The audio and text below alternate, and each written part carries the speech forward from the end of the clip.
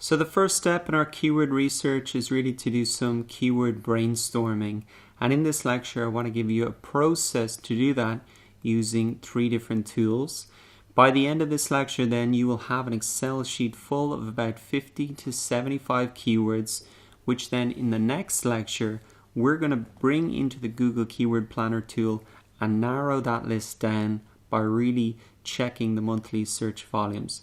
But for now, we want to get as many ideas as we can, because if we want to find low competition keywords, we got to find keywords maybe our competition aren't targeting, and so that is the objective of this lecture. So there are many different tools that you could use for keyword brainstorming, but I've selected 3 in particular.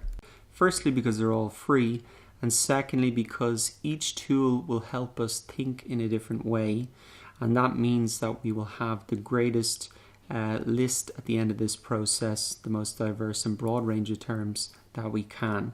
So the first tool we're going to look at using is Wikipedia. You're probably already very familiar with this, but in terms of SEO and keyword brainstorming, the great thing about it is that there's a lot of linking between the pages, and that can help us find closely related terms.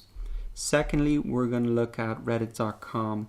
If you're not familiar with Reddit, it's a website where people post links and have discussions, usually a very passionate group of people, and they have very specific conversations there. So there can be some really high value keywords that we want to look at and pull out of there. So the final tool in our keyword brainstorming session is called ubersuggest.org, and what this tool is going to help us do is really find long tail keywords.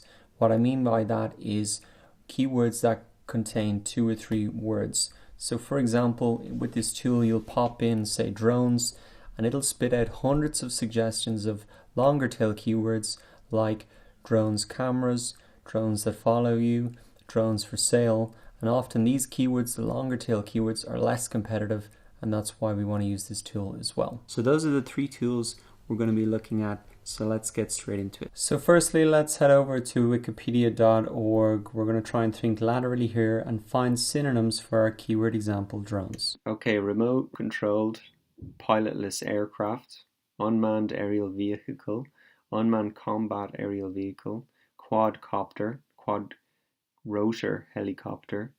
So these are all, good ones.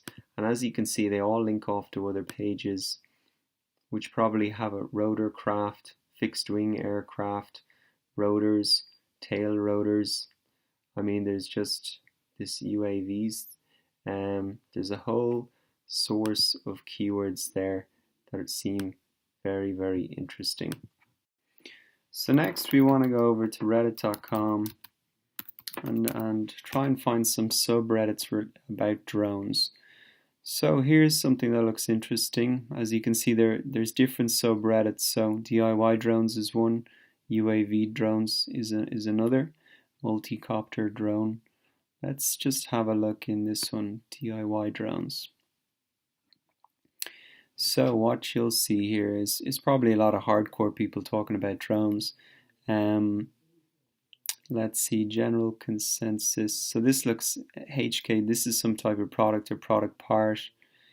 Quadcopter part lists. That could be interesting. People talking about the different parts if you wanted to sell on Amazon specific parts. Quad build parts, drone versus RC heli. So there's another keyword as well.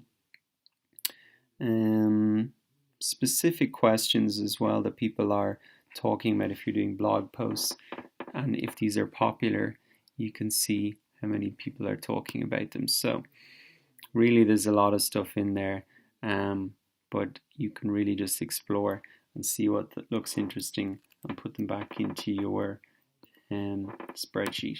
So the final way we're going to get hundreds of potential keywords is to use this tool called ubersuggest.org. Again, it's free, and all you have to do is type in your keyword right here. So I've already typed in drones, and as you can see, they've given me 378 suggestions. This is very similar to when you type into Google. It gives you some suggestions here, but there's only about 10 or so, And so this tool really gives you much more suggested keywords.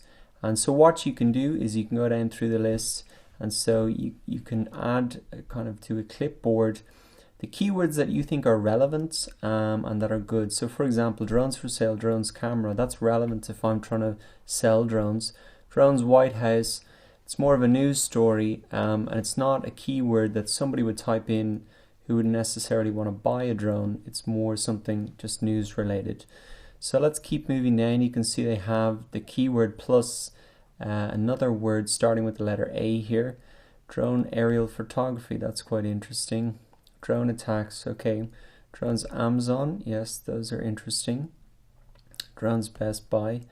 Drone battery life, that's quite interesting. That could be an article of someone looking to buy a drone, etc. So you click the ones that you like, and then you can just copy and paste these back into your Excel. So just to recap on this lecture, the purpose of it was to really build a list of potential keywords.